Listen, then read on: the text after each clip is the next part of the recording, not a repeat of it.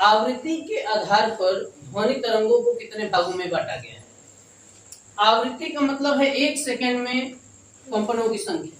कुछ ध्वनि तरंगे ऐसी हैं जो 1 सेकेंड में ऐसे कंपन करती 50 बार कंपन कर सकती हैं, कुछ 100 बार कंपन कर सकती है, कुछ 500 बार, कुछ 1000 या कुछ 5000 या फिर 10,000। ये कंपनों की संख्या अलग अलग होती है। अब मैं बोल रहा हूं तो मेरी ध्वनि कंपन कर रही है। अब 1 सेकंड में कितनी बार कंपन कर रही है, तो हो सकता है मेरी ध्वनि 1 सेकंड में 1000 बार कंपन कर रही हो, और जब आप बोले तो हो सकता है कि 1500 बार कंपन कर रही हो। तो अलग अलग ध्वनियों की कंपन अलग अलग। इसी आधार पर ध्वनि को बांटा गया है कई वर्गों में। अब हमारे जो कान है, ये पिछली क्लास में मैंने बताया आपको कि हमारे जो कान है वो 20 हर्ट्ज से सुनना शुरू करते हैं और 20,000 हर्ट्ज तक सुनते हैं। इससे छोटे आवृत्ति वाली ध्वनि तरंगे हमें सुनाई नहीं देती हैं, और इससे बड़ी आवृत्ति वाली ध्वनि तरंगे भी हमें सुनाई नहीं देंगी। तो जिस रेंज में हम सुनते हैं उसे हम लोग श्रव्य तरंग कहते हैं, ऑडिएबल वेव, श्रव्य तरंग। और जिसे हम नहीं सुनते हैं और 20 से छोटी होती है वो अपश्रव्य होती है, अपश्रव्य तरंगे। समझ गए। कुछ ध्वनि तरंगे ऐसी भी हैं जो हमें सुनाई नहीं देंगी क्योंकि वो बहुत छोटी आवृत्ति की हैं। 1 सेकेंड में उनमें 20 बार कंपन हो ही नहीं पा रहा है, 5 बार 10 बार ही कंपन हो रहा है, यानी उनकी आवृत्ति 20 हर्ट्ज से छोटी है। कुछ ध्वनि तरंगे ऐसी हैं जिनकी आवृत्ति 20,000 हर्ट्ज से अधिक है, यानी इन्हें हम पराश्रव्य कहते हैं, पराश्रव्य तरंगे। ये भी ध्वनि तरंगे हमें सुनाई नहीं देंगी, हमारे कान की क्षमताओं से ये बाहर है। तो जो 20,000 हर्ट्ज से अधिक तरंग वाली ध्वनि होंगी वो पराश्रव्य, जो कम तरंग वाली होंगी यानी कम आवृत्ति वाली तरंगे होंगी वो अपश्रव्य, और जो हमें सुनाई देती हैं 20 हर्ट्ज से 20,000 हर्ट्ज तक श्रव्य। तो आवृत्ति के आधार पर ध्वनि तरंगों को निम्न 3 वर्गों में बांटा गया है। पहला श्रव्य, दूसरा अपश्रव्य और तीसरा पराश्रव्य। समझ गए। लिखिए श्रव्य तरंग यानी ऑडिएबल वेव। मुद्दा ये है कि हमें अपश्रव्य तरंगे सुनाई देती क्यों नहीं है और पराश्रव्य तरंगे हमें सुनाई देती क्यों नहीं, इसे समझते। मैंने इन तीनों को यहाँ इंग्लिश में भी लिखा हुआ है। इंफ्रासोनिक 20 हर्ट्ज से कम, यहाँ 20 हर्ट्ज से कम आपको सुनाई क्यों नहीं देंगी, इसलिए क्योंकि आपके कान के पर्दे में ये संवेदना दे ही नहीं पाएगी, अर्थात कंपन दे ही नहीं पाएगी। इतनी धीरे है कि आपके कान के पर्दे को कंपन करा ही नहीं पाए। आपको पता है आपके कान का पर्दा एकदम एक पतली झिल्ली की तरह है और उसमें कंपन होना जरूरी है। वो कांपने लगेगा तब संवेदना को महसूस करके और मस्तिष्क तक सूचना को भेजेगा, लेकिन उसमें कंपन ही नहीं होगा तो ध्वनि को महसूस ही नहीं करेगा। 20 हर्ट्ज से कम आवृत्ति की तरंगे उस कान के पर्दे में कंपन ला ही नहीं पाती हैं, इस वजह से ये सुनाई नहीं देती है। भूचाल के समय, भूकंप के समय, पृथ्वी में जो कंपन होता है उस समय ये अपश्रव्य तरंगे उत्पन्न होती है। दूसरी बात ये कि पराश्रव्य तरंगे क्यों नहीं सुनाई देती है, तो इनकी आवृत्ति इतनी अधिक है, इनकी आवृत्ति 20,000 हर्ट्ज से अधिक है। तो यहाँ 20,000 हर्ट्ज से अधिक होने के कारण ये क्या करते हैं ना, कान के पर्दे को इतना टाइट कर देगी कि वो कंपन ही नहीं कर पाएगा। जैसे यहाँ अब इसमें इस तरीके से कंपन होना जरूरी है। अब इधर से आई आपको अल्ट्रासोनिक वेव, पराश्रव्य तरंगे यहाँ से, और इस कान के पर्दे को टाइट कर दी। अब इसको वापस रिटर्न आने ही नहीं दे रही, मतलब ऐसे होने ही नहीं दे रही। इसको ऐसे एक बार दबा दे और बस ऐसे टाइट हो गया, जैसे बलून में हवा भरने में बलून टाइट हो गया, वापस नहीं आ पा रहा है, रिकवर नहीं कर रहा है, खुद को ऐसे नहीं कर पा रहा है पहले जैसा। एक बार बस टाइट हो गया तो टाइट हो गया, है ना, और वैसे ही रह गया धक्का दे के, तो नहीं सुनाई देगा ना। सुनाई देना कब शुरू होगा आपको, जब इसमें ऐसे ऐसे कंपन होगा, दोनों तरफ की कंपन, है ना, तब सुनाई देंगे। अब अल्ट्रासोनिक ने किया क्या, कैसे दबाया और बस टाइट कर दिया, जैसे इसको धक्का देके पीछे कर दिया, अब आगे आने ही नहीं दे रहा, जब आगे आएगा तब तो ऐसे कंपन होगा, फिर आपको सुनाई देगा। तो ये इनकी आवृत्ति इतनी अधिक होती है कि ये कान के पर्दे को बहुत ज्यादा टाइट कर देती है और उसमें कंपन होने ही नहीं देती है, इसीलिए सुनाई नहीं देता है पराश्रवित तरंग। लेकिन पराश्रवित तरंगे बहुत आजकल यूजफुल है, इनकी ऊर्जा इतनी अधिक होती है, इतने दूर तक भेजे जाते हैं, इनका तरंगदार्ढ्य आवृत्ति इतनी अधिक होती है कि इनके द्वारा हम सूचनाओं को बहुत दूर दूर तक भेजते हैं। जैसे समुद्र के अंदर एक पनडुब्बी जहाज दूसरे पनडुब्बी जहाज से अगर बात कर रही है ना, तो वो इस अल्ट्रासोनिक वेव का यूज कर रही है। किसी कृत्रिम सैटेलाइट को छोड़ा गया है या कोई वैज्ञानिक है जो रॉकेट के सहारे या किसी माध्यम से बाहर जा रहा है, पृथ्वी के गुरुत्वीय क्षेत्र से बाहर, वायुमंडल में, मतलब वायुमंडलीय क्षेत्र से बाहर, क्या कहते हैं उसको, स्पेस को, अंतरिक्ष में अगर जा रहा है वो, तो उससे भी बात करनी है तो इन्हीं अल्ट्रासोनिक वेव को उपयोग में लाते हैं और इसी के थ्रू हम लोग उससे बात भी कर पाते हैं। तो ये सूचना आदान प्रदान करने का बहुत अच्छा साधन बन चुका है। इसको उत्पन्न किया जाता है गाल्टन की सीटी के द्वारा। उसमें कार्ज का एक छोटा टुकड़ा था, कार्ज एक धातु है, इसके बारे में बाद में डिस्कस की जाएगी अगली कक्षाओं में। तो एक क्वार्ट्ज नाम का एक धातु होता है, वो जब कंपन करता है तो पराश्रवित तरंगे यानी अल्ट्रासोनिक वेव उत्पन्न होती है। तो इतनी ज्यादा तीव्र होती हैं, हमें सुनाई तो नहीं देंगी लेकिन सूचनाओं को दूर तक भेजने के काम आएंगी। समझ गए आप लोग? कुछ क्वेश्चन है तो बताएं। यही सब चीज लिखे हुए, जैसे आप स्रोत जानना चाहते हैं कि अब स्रवित तरंगे, तो बताया आपको पृथ्वी के भूचाल के समय पृथ्वी के कंपन से। आप स्रवित तरंगे जानना चाहते हैं तो ये देखिए हमारा गला, या फिर कोई बांसुरी, या फिर कोई तबला, कोई भी म्यूजिक वाली कोई भी इंस्ट्रूमेंट का नाम लिख दो आप, उन सब से, हमारे गले से, कुछ जानवरों की आवाज से ये उत्पन्न होती है। ये गाल्टन की सिटी में क्वार्ट्ज के छोटा सा टुकड़ा डालकर उत्पन्न किया जाता है पराश्रवित तरंगे। और ये भी ध्यान रखना कि चमगादड़ 1,00,000 हर्ट्ज तक की आवृत्ति को सुन लेते हैं। चमगादड़ के कान की पर्दा जो है उसकी क्षमता इतनी होती है कि वो 1,00,000 हर्ट्ज तक की आवृत्ति को आसानी से सुन लेते हैं, जिसे हम नहीं सुन पाएंगे। सिर्फ 20,000 हर्ट्ज तक ही सुन पाते हैं, जबकि चमगादड़ 1,00,000। अब हमें लिखना है दाब वैद्युत प्रभाव।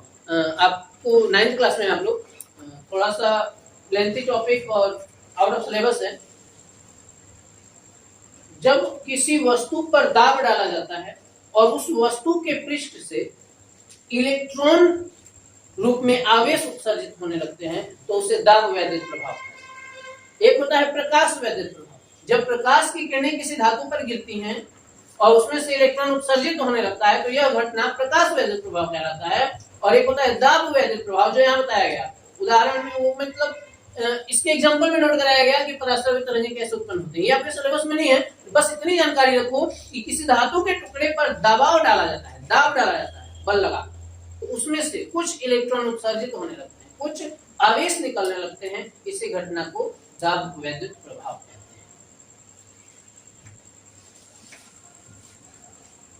हैं। यूजफुल है पराश्रवित तरंगे, तो लिखेंगे पराश्रवित तरंगों के लाभ व उनके उपयोग। हेडिंग है पराश्रवित तरंगों के लाभ एवं उसके उपयोग। मैंने कहा कि पराश्रवित तरंगों की ऊर्जा बहुत अधिक है।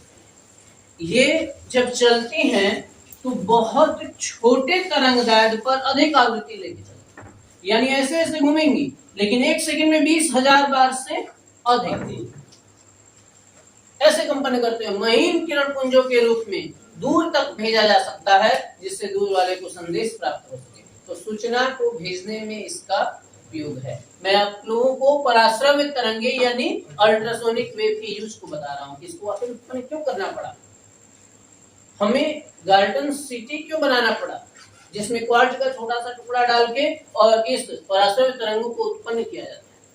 दाब वैद्युत प्रभाव के द्वारा इसे उत्पन्न करने की क्या जरूरत पड़ी जब हमें सुनाई देता ही नहीं है। तो इसलिए बहुत यूजफुल है, ये तरंगे बहुत काम की हैं। जैसे समुद्र की गहराई मापने में इन तरंगों को छोड़ा जाएगा और टाइम नोट किया जाएगा। इनकी चाल पता है, समय मिल जाएगा, टाइम नोट हो जाएगा, तो हो जाएगा कि दूरी बराबर 4 गुना समय से आपको पता चल जाएगा दूरी कितनी, यानी कितनी दूर जाके आई हैं ये पता चल जाएगा समुद्र की गहराई मापने में। समुद्र के अंदर डूबी हुई पनडुब्बी जहाजें या मछलियां या कोई चट्टान, इन लोगों को पता करने में, इन वस्तुओं के पता करने में इसका यूज होता है। और भी इसके उपयोग जैसे हवाई जहाज उड़ रही है ऊपर, उसकी ऊंचाई आप नाप लोगे। कुछ मशीनें ऐसे हैं जिन तक पहुंचकर साफ कर पाना संभव नहीं। अच्छा, वो शहनाई वाला ध्यान होगा आप लोग, कैसे पकड़ के जो बजाते हैं, उसके अंदर कैसे राउंड ले लेके रहता है सर्फी लगा, और उसके अंदर कैसे सफाई किया जाए, तो यही अल्ट्रासोनिक वेव उसके अंदर छोड़ी जाती है। अल्ट्रासोनिक वेव उसको साफ करती है। ऐसे बहुत सारे कलपुर्जे हैं जो बहुत पतले छिद्र वाले होते हैं, या वो बहुत टेढ़े होते हैं, सर्पिलेकार होते हैं, उसके अंदर तक पहुंच पाना या किसी मशीन को या किसी वस्तु को डाल पाना संभव नहीं होता है, तो उस समय हम लोग अल्ट्रासोनिक वेव उसके अंदर छोड़ते हैं और वो साफ हो जाता है। समझ पा रहे? और भी इसके बहुत सारे यूजेस हैं इसमें, जैसे उद्योग के क्षेत्र में कपड़ों की सफाई करने में, और इसके द्वारा ना कुछ छिद्र भी, बारीक बारीक छिद्र करने में भी इसका यूज किया जाता है। जैसे कई सारी मशीनें जिसमें एकदम बारीक होल चाहिए, बारीक छिद्र करना, सुई की नोक के बारीक, उससे भी बारीक, तो ये वेव उसमें छोड़ी जाती है, वो उस धातु को काट कर उसमें होल कर देती है। कपड़ों की सफाई करने में इसका यूज है, बहुत बारीक छिद्र करने में इसका यूज है, और कृषि के क्षेत्र में भी इसका यूज है। खेतों में अल्ट्रासोनिक वेव छोड़ने पर जो पौधे हैं, पेड़ पौधे, वो इससे ऊर्जा एब्जॉर्ब करके बहुत तेजी से अपना विकास करने लगते हैं। तो जो छोटे छोटे पौधे हैं, अल्ट्रासोनिक वेव छोड़ने पर एक लिमिट तक, आवश्यकता से अधिक छोड़ने पर नुकसान हो जाएगा, लेकिन एक लिमिट तक छोड़ने से वो पौधे इससे ऊर्जा ले लेते हैं और बहुत तेजी से बढ़ने लगते हैं। तो कृषि के क्षेत्र में भी इसका यूज है। इस वजह से हमें इसको उत्पन्न करने की जरूरत पड़ी। इन सभी यूजेस को आप ध्यान रखना, सभी उपयोगों का आप लोग याद रखना। हमारा टॉपिक है अब ध्वनि की प्रबलता। ध्वनि की प्रबलता। प्रबलता का मतलब है ध्वनि का तेज सुनाई देना या धीरे सुनाई देना। ध्वनि की प्रबलता मापी जाती है इसके आयाम से। अब इस ध्वनि तरंग के आयाम, एक तरफ अधिकतम विस्थापन का आयाम कहते हैं, तो ये एक तरंग बनाया है मैंने, इसके आयाम आप देख पा रहे होंगे, और एक ये तरंग बना देता हूं, इसके भी आयाम देख पा रहे हैं।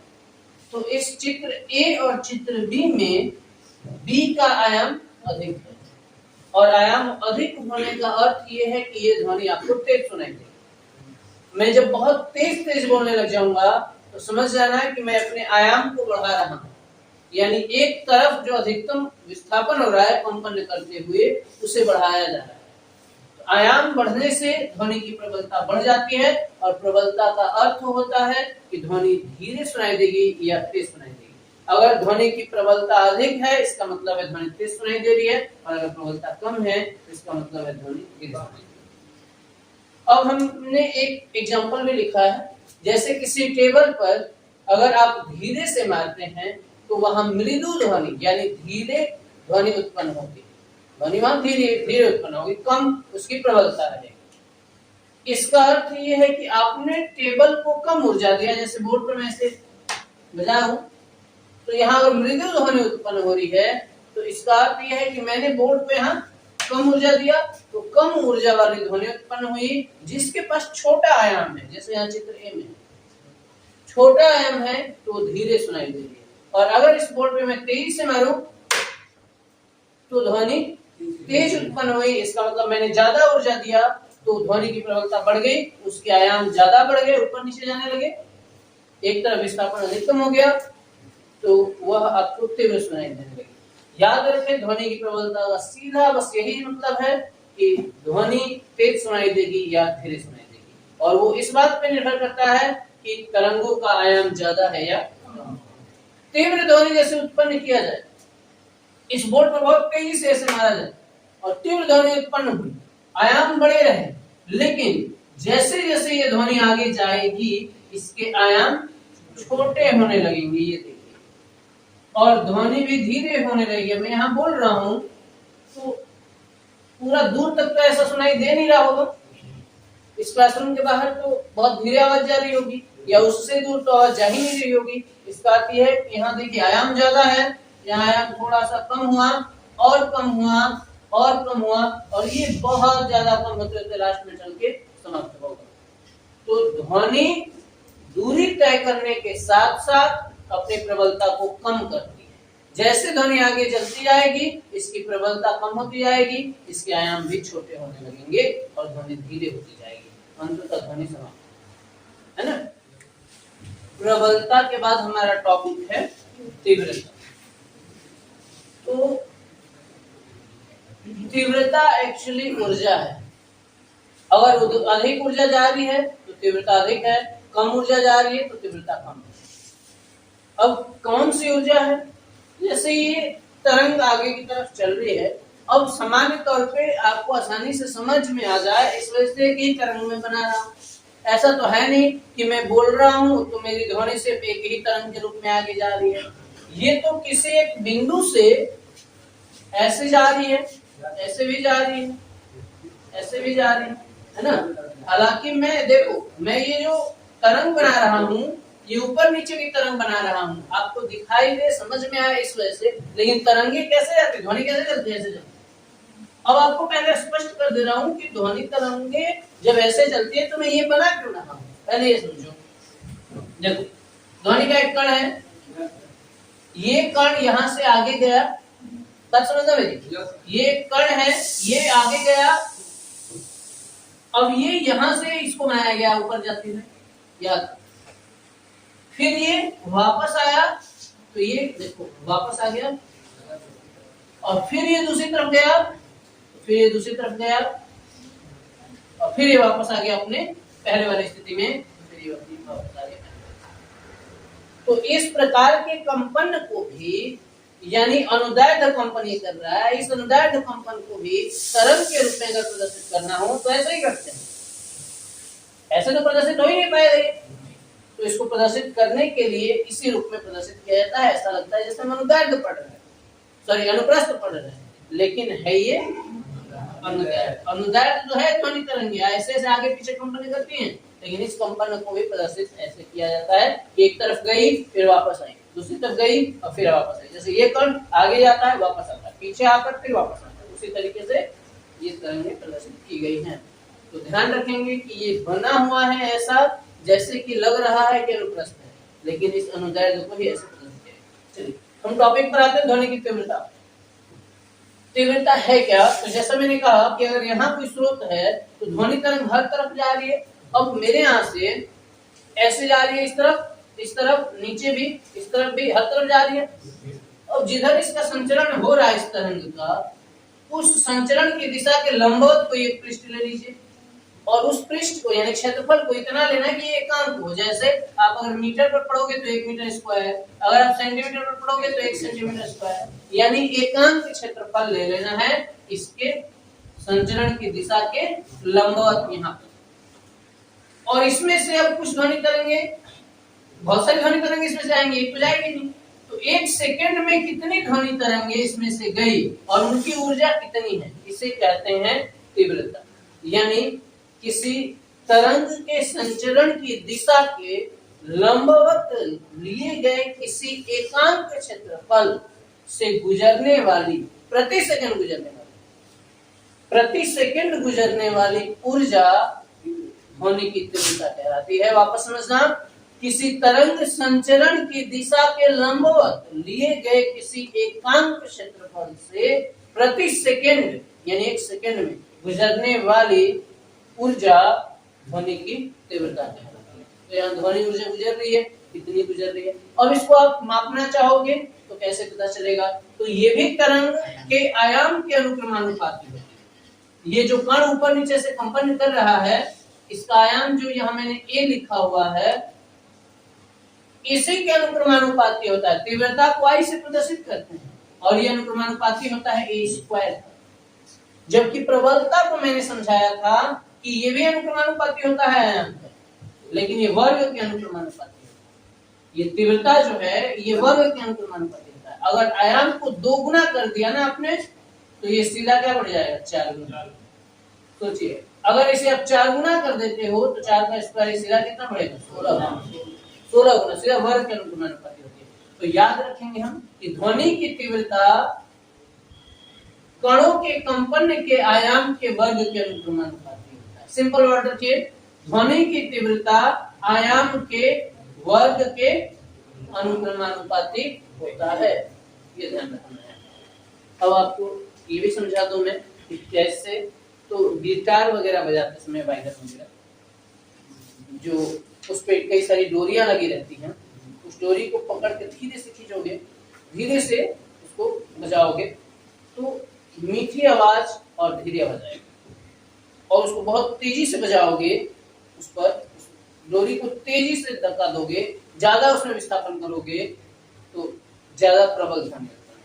मैं ये कह रहा हूं कि जो उसमें डोरियां होती हैं, टाइट होती हैं, ये कसी रहती हैं, इसको अगर धीरे कंपन कराओगे तो धीरे ध्वनि आएगी, और तेज से कंपन कराओगे तो ज्यादा तेज ध्वनि आएगी।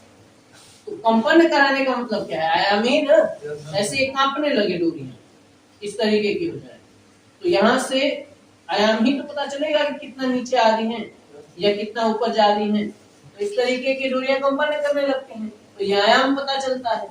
अगर हम धीरे इसको कंपन कराते हैं तो ये डोरियां ऐसे कंपन करती हैं, फिर इसका आयाम छोटा रह जाता है। और अगर तीव्रता से कंपन कराते हैं तो ये ज्यादा तीव्र होने की वजह से बढ़ जाता है इनका आयाम, तो ध्वनि तेज आती है। तीव्रता का सेंस यहाँ ऊर्जा से है कि संचरण की दिशा के लंबवत एकांक क्षेत्रफल से प्रति सेकंड गुजरने वाली ध्वनि ऊर्जा इसकी तीव्रता भी आयाम के ही अनुक्रमानुपाती है, और पिछला हेडिंग प्रबलता भी आयाम के ही अनुक्रमानुपाती है। फर्क इतना है कि तीव्रता आयाम के वर्ग के अनुक्रमानुपाती, और तीव्रता ऊर्जा से संबंधित, ऊर्जा ज्यादा जा रही है या नहीं जा रही है। तीव्रता दूर तक भेज पाएगी ध्वनि को, और प्रबलता तेज सुनाई देगी। कई लोगों की आवाजें तेज होती हैं लेकिन दूर तक नहीं जा पाती, दूर तक नहीं जा पाएंगे, उनकी प्रबलता है लेकिन उनमें तीव्रता नहीं है। कई लोग धीरे धीरे बात करने की भी कोशिश करेंगे कि दूसरा व्यक्ति सुने नहीं, इतना धीरे बोलेंगे तो उनकी आवाज दूर तक चली जाएगी। यानी उन लोगों में तीव्रता है, जिसकी ध्वनि दूर तक चली जा पा रही है ना, उसकी तीव्रता अधिक है। जिसकी ध्वनि तेज तो है लेकिन दूर तक नहीं आ रही है, इसमें प्रबलता है।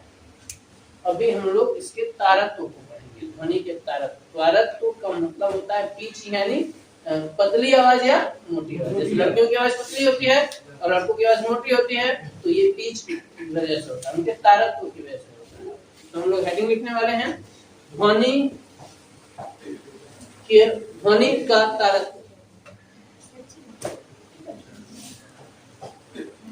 देखिए पिच को समझते हैं, तारत्व, ध्वनि तरंगों का तारत्व। ध्वनि तरंगों का तारत्व यानी पिच।